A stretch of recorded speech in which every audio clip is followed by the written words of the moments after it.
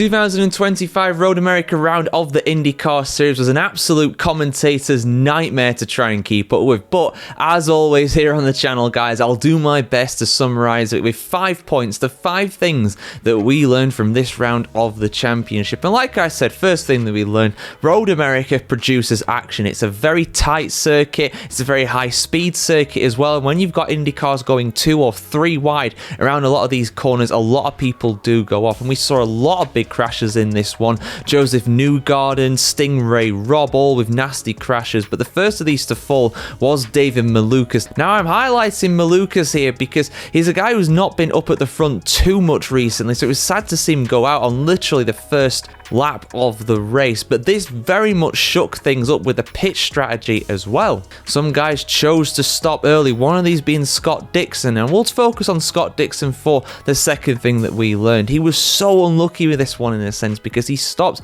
on that first lap, went for the alternate pit strategy effectively with that. Stingray Robb, when he crashed and brought out the safety car as well later on, people also pit during then, so you had 2 different kind of alternate strategies going with the fuel and also the tyre stops as well, and it didn't work out for Scott Dixon. He was leading in the late stages, he was ahead of Alex Palou, but unfortunately for him, he ran out of fuel, 3 laps to go, splash and dash out of the pits, pushing as hard as he could, got up to P9 by the finish, which, given the fact he stopped so late on, is not a bad result at all. But yeah, very much disappointing not to get the win there, I am sure. But let's talk about Louis Foster. Let's talk about my man from the UK, rookie in this season, of course coming up from the Indy Next Series last season. You know, he's been in and around the results so far this season, but this for me was absolutely his best showing. I really want to highlight him because he ended up getting 11th place in this one, his joint best finish of the season so far.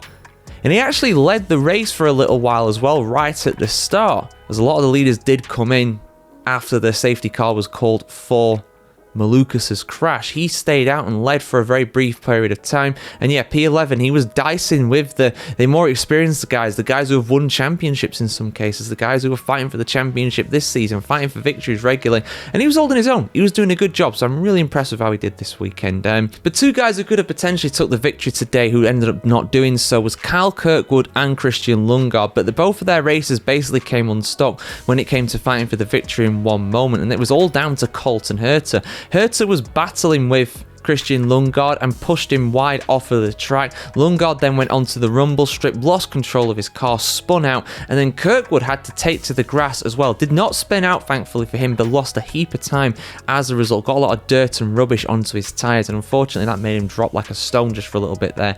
And that all basically paved the way for a victory for Alex Palou. People were doubting him. People were saying he's gonna choke, he's gonna mess this championship up. How can he bottle this? Well, he's not gonna bottle this. Like I said last time, when you get back to these road courses, you're really going to see him come into his own again, and he did it the same again today. Kept his nose clean, wasn't particularly spectacular, but just did everything he could to win this one and did a fantastic job in the end as well. So there you go, guys, the 5 things that we learned from the Road America round of the 2025 IndyCar season. Who was your standout performer of the day? And rate this race out of 10 in the comments below. Give it a ranking for what you thought this championship race was. I think round 9 of the season, 6 wins out of 9 so far for Alex Palou, and of course including the Indy 500. What a year it's been for him so far. We'll be back in a few weeks time to cover the next round of the IndyCar Championship, and we'll see you soon for that, guys. Like, share, comment, subscribe. Plenty of other motorsport content coming your way in the meantime as always as well. And yeah, see you soon, guys. Have a fantastic day.